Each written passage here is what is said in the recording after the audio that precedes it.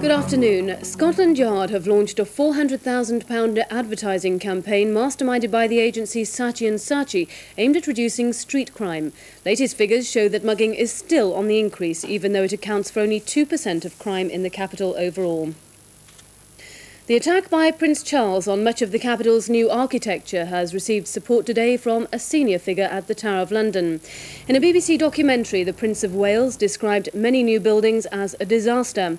Now his controversial remarks have been backed by the Master of the Armouries, who says that the view of the Tower is being ruined by the building of modern office blocks nearby.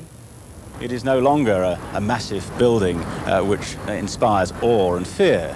It is now almost something that you see on the top of a wedding cake or a garden ornament. The whole scale has changed, so it becomes cute, pretty, interesting, but not a dominating massive building.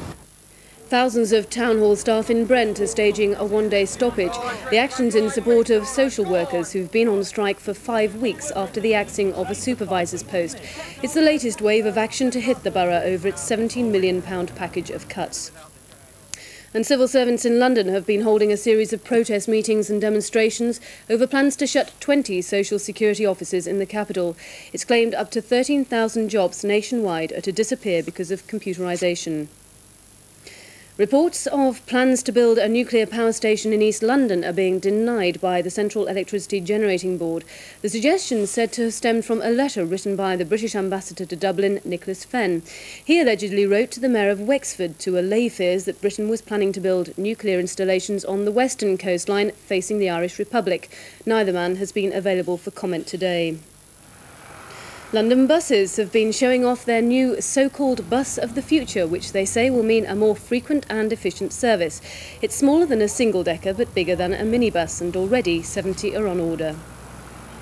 Now the Thames weather. The afternoon will continue dry with sunshine, although much cooler with a high of 10 degrees Celsius, that's 50 degrees Fahrenheit. Tonight will be dry and clear with an overnight frost. That's it. We'll be back with more Thames news at 6. Join us again.